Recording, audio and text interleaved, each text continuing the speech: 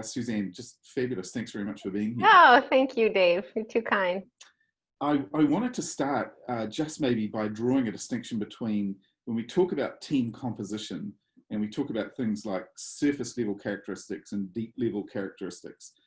I think people hear the word diversity and they go instantly to things like gender or ethnicity or functional background. Can you explain to us, what the difference between surface and deep level characteristics actually is? Sure. So when we think about the attributes of team members that influence teamwork and performance, we can think about more surface level variables, which are readily detectable categories, something like age, sex, and race, or easily accessible information like reputation and role, and how that might shape the way people behave towards one another or work together in a team.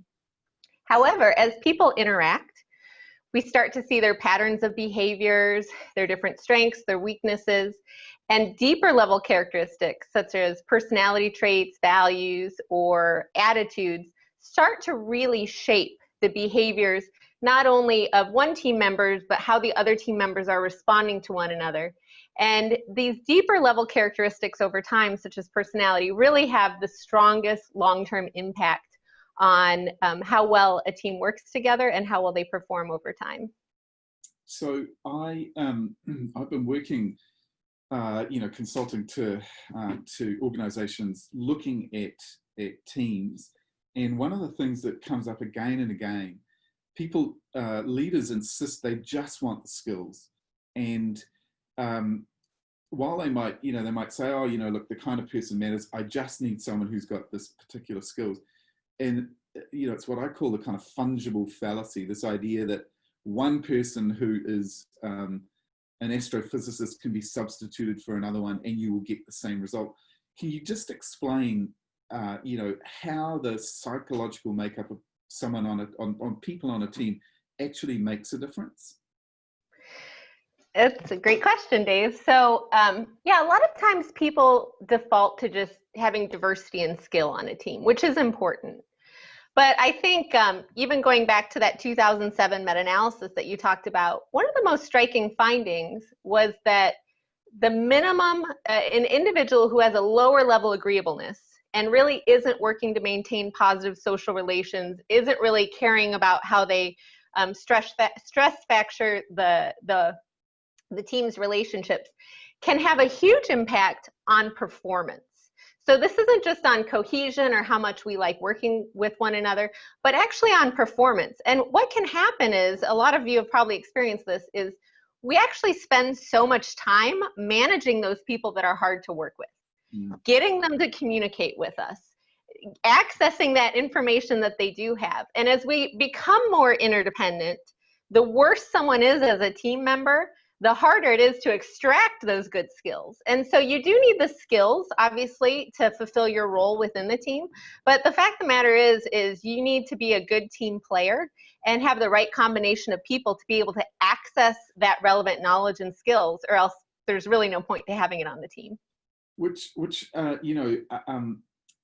Again, one of the questions that I get asked is there such a thing as a kind of ideal team player personality? That's lots of good questions from you. So there are some universal characteristics that I would argue you would want in most teams. So you would want conscientious team members. Whether you need 1 or 10 might depend on the task at hand. All team members or some team members, you need people who are generally agreeable and who prefer to work on teams. But beyond these kind of core sets of characteristics that all team members should have, it starts to depend a little bit on the context, what you're trying to maximize with the team, whether it's efficiency or innovation, and then that starts to get a little more nuanced after that. But yes, there are ideal team players, but also the ideal team player depends some on the circumstance, including who else is on the team. So just take me through. I mean, I get that we would want someone who is agreeable, as opposed to someone who is disagreeable and unpleasant and cold and blunt, and also maybe someone who's conscientious. But how do those you know, if you, what would I make a team up of entirely conscientious individuals, you know, rule bound, rule following? So a lot of the extent to which you're going to value something like conscientiousness on a team member is going to be context dependent, including how the work flows or who are the most core members of the team. Right. So you have some teams where, you know, as long as someone is taking on that task completer role, they might be able to be conscientious enough for the team. Yeah. So like, for example, in our research with astronaut related populations, in low workload periods, you need at least a conscientious team member to keep people motivated, to have that inherent motivation to do kind of some of these more nominal or kind of more tedious tasks. And so you might only need one in some circumstances if you want to prioritize other personality or skills or whatever. But in a lot of cases, having more teams that are more conscientious is better, because conscientious teams tend to self-regulate better. So they put those systems in place to make sure they're headed towards task completion, headed towards knocking off the different things on the list at a right pace. And once you start to deviate from that, that might be workable, but you need to put structures in place and understand that that's a weakness of the team, that you need to have the team set out what's our plan here much more deliberately than a team that's just, you know, a dream team of highly conscientious people that's going to get the job done. So you can still work with, you know, less than ideal conscientious composition. It's just a matter of getting those systems in place to shore up where it's not their strength. And sort of implicit in what you say, though, is, and it comes to the point of this kind of seminar, is, you know, how important is it for a team to understand its own psychological makeup? Because you're saying, you know, it left to their own devices, a conscientious team might, although they self-regulate very well, you know, they still need some level of self-awareness or insight about what the downside of that behavior is. So are you an advocate for, or is there research evidence for the power of self-awareness, being able to understand the makeup and composition of the team? Absolutely. Self-awareness is critical on two levels. At the individual level, an individual needs to be able to self-monitor and be aware of how their behaviors are affecting other team members. So if I am a little more neurotic, or I'm maybe too high on conscientiousness and, you know, have to have everything a certain way, I need to be aware of that, because I need to understand in what relations and in tasks that's critically important to have those particular behaviors, and in which context, you know, it's okay if everything's not perfect. We need to get this deliverable out on time or something like this, and there's some room for error. I hate to say error, but, you know, there's some room for every single I not to be dotted.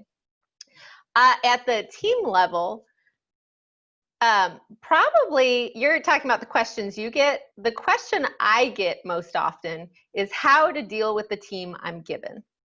Yeah. So, you know, if you are NASA, you can pay for years of research and create these algorithms that we're creating in our research to figure out what's the ideal composition, and then what happens over a 2.5-year period as these people interact.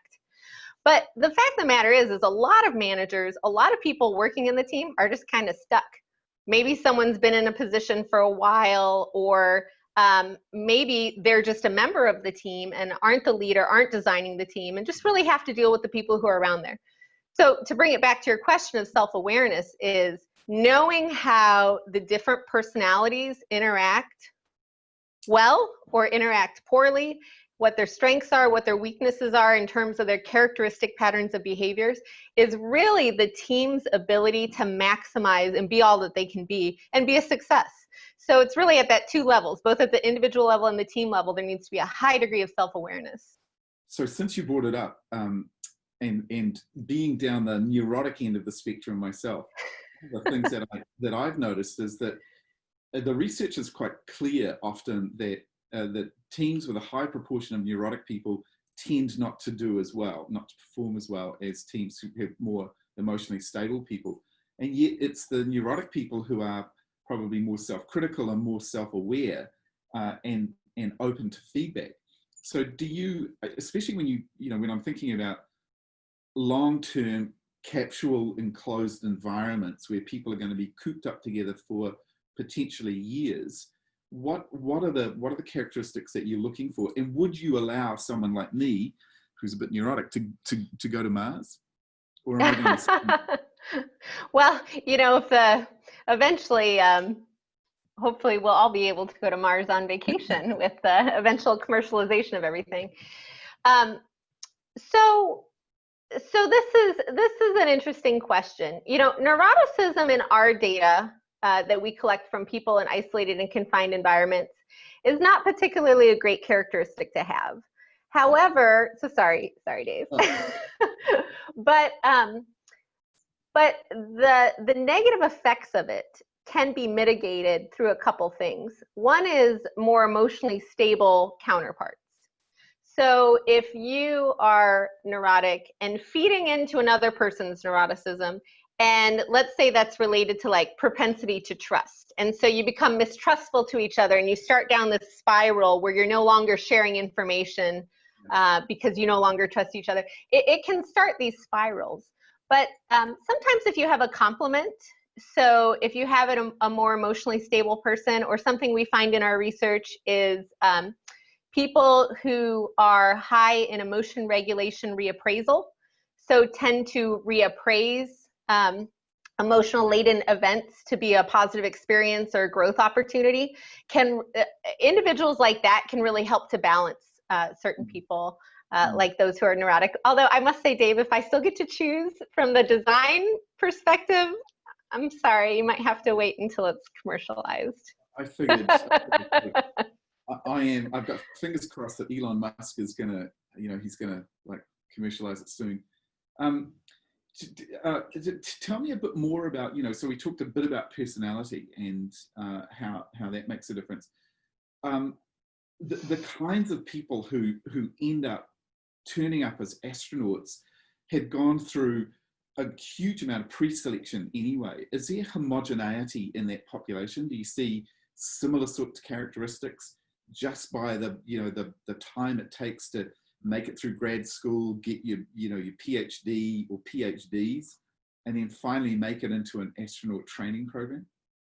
Any organization, Benjamin Schneider is really famous for his attraction, selection, attrition model.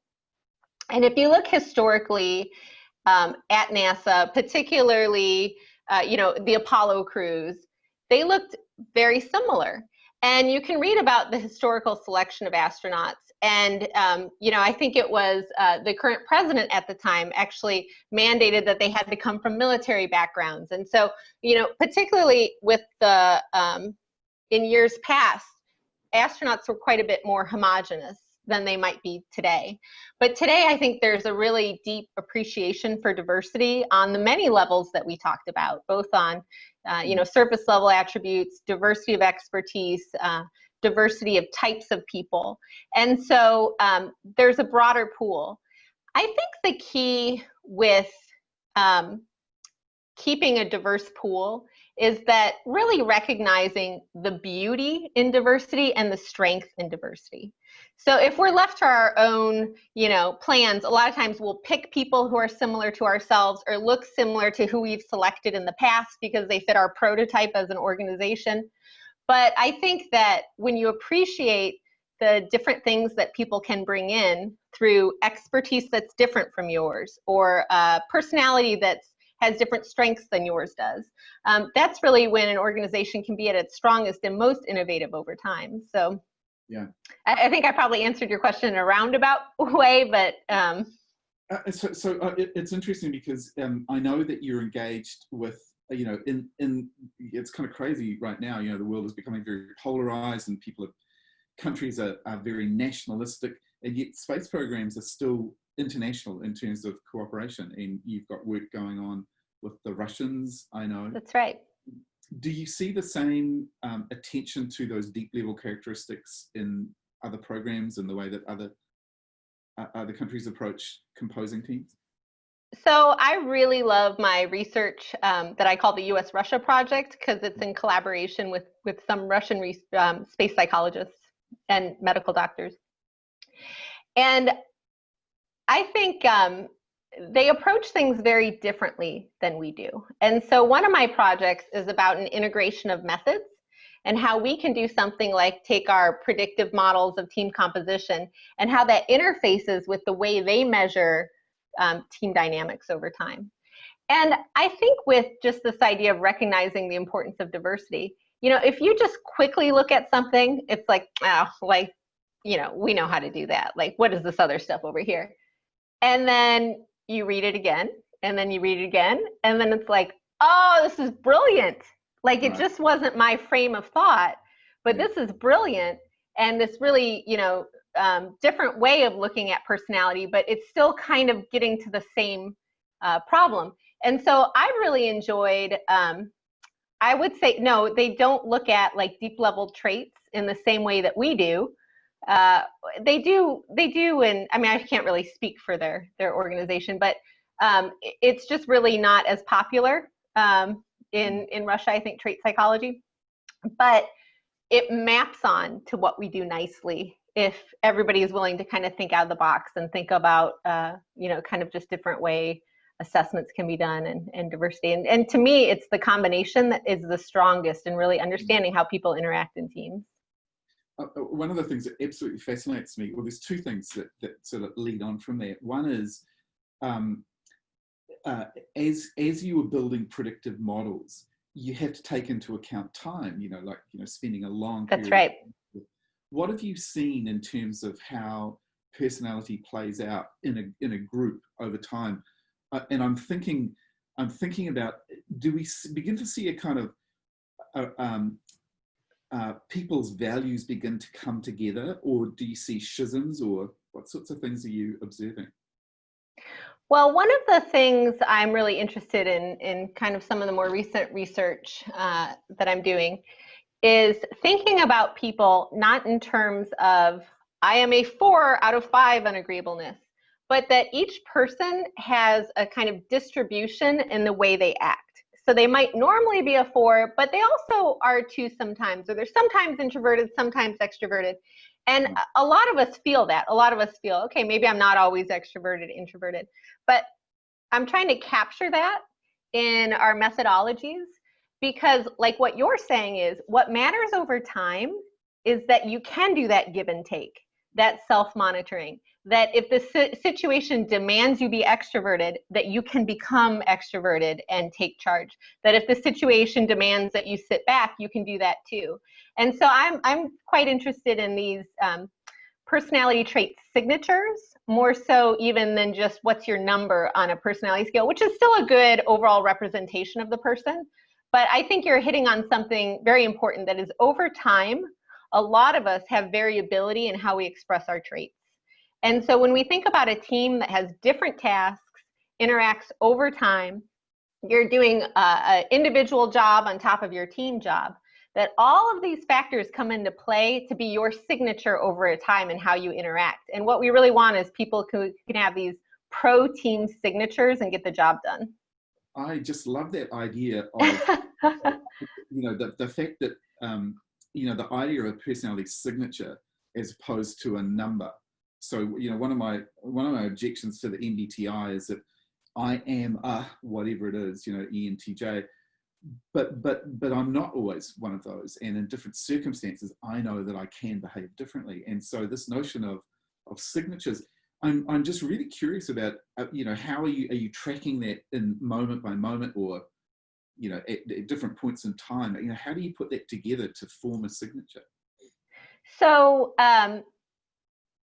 because we put people in isolation and confinement for extended periods and have the ability to test that same group for 45 people, I do have the luxury, my research team does have the luxury to sample that behavior, both through observation and through self-report. What were your goals in the last hour? A lot of the social psychology research, like Fleeson and some of this that shaped my more recent work, that's the type of stuff that that they do is the last half hour, were you trying to take charge? Were you trying to build relationships? What were you trying to do? And using what's called experience sampling methodology to sample people's behavior over time and then come up with these distributions of what your behavior looked like.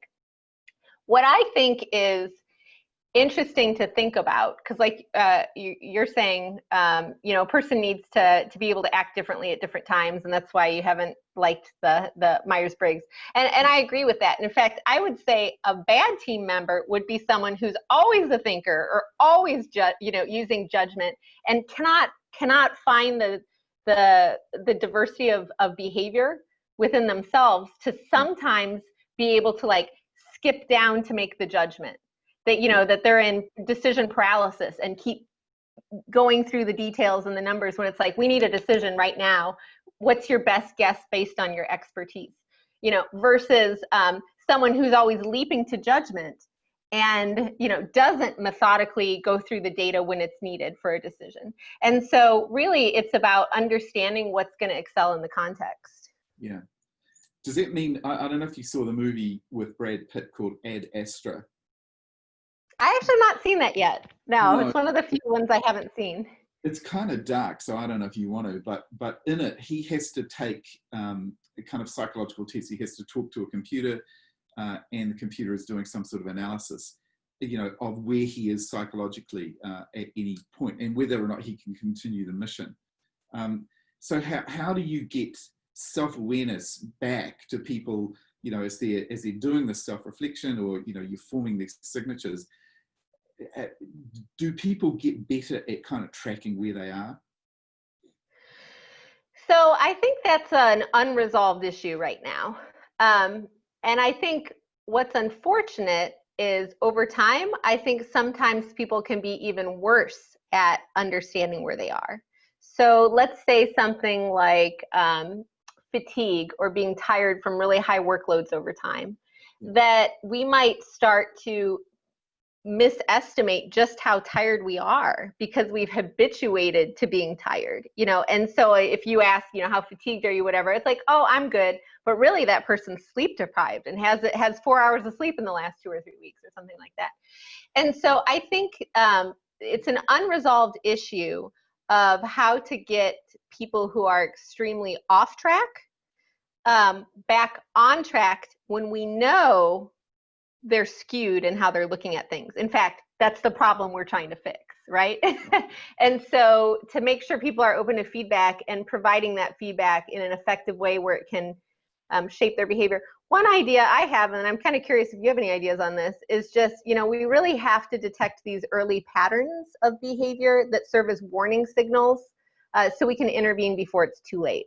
So in other words, we don't want a team to be off track and then intervene. We want to say, oh, these are some early warning indicators.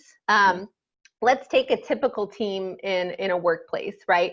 That can we look at something like what are called microaggressions before we worry about conflict. So maybe we don't wait for the team to blow up, but we notice that Johnny never asks Samantha for her input on anything, and that there are these like little microaggressive behaviors that are problematic for team decision making and problem solving too. And so I think the key is to find these early warning triggers that where there's still a lot of openness to intervention.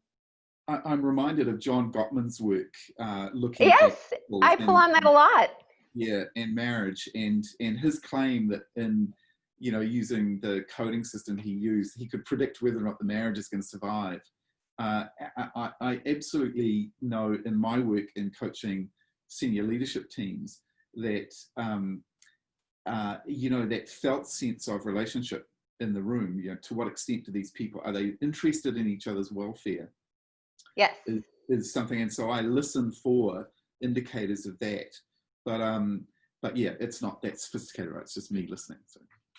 Yeah, but you're onto something, Dave, because the problem is once a team member becomes self-focused, even agreeable people or pro-social people will become self-focused over time. So I think that, what you're talking about, making sure they have the best interest in the teams, and what I would call a lot of times in my work is being mission-focused, is if you're mission focused and you're on the same page for getting the job done and being the best team possible, a lot of these little things, little personality tips, little problems can go by the wayside.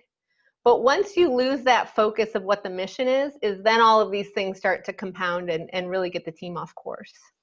But where you really start to see strain is over time when there's a competing situation where it puts their values to the test. So if I am giving lip service to being missions focused, but really I'm more pro-self, you might not see that when we're initially meeting or I'm not very busy or whatever.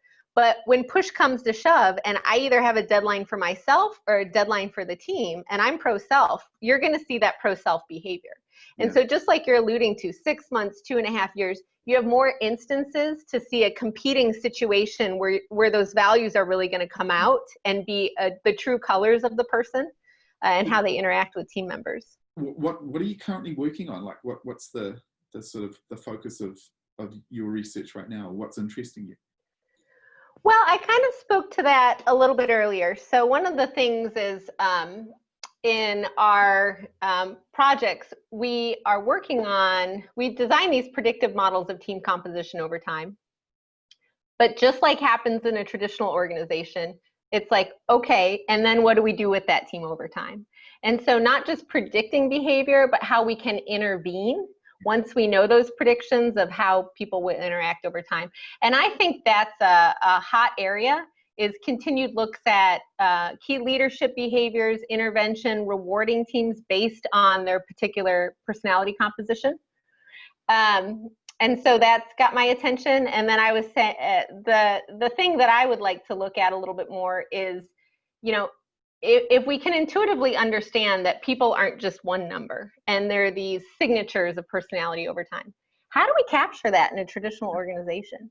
Yeah. We can use unobtrusive measures where we might do like lexical analysis on the things they're writing or saying or something like that, but it's cumbersome. And so, as much as I like to go down the science deep black lagoon of fun for, just figuring out the way things work, ultimately we want this information to be very applicable and useful to organizations. And unless I can add a lot of predictive power beyond doing something like giving people an assessment and coaching them back on how well they're doing, then, no one's going to do all these network measures and sampling and unobtrusive measures. So you really have to show the value add.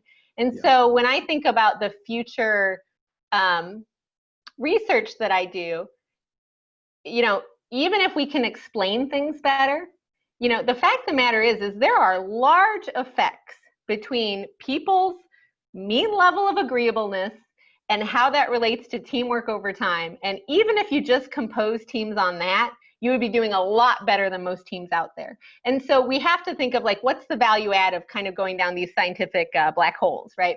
And so that's something I think about with my research. Everything I do related to the NASA funded research is applied research. So it's solving particular problems.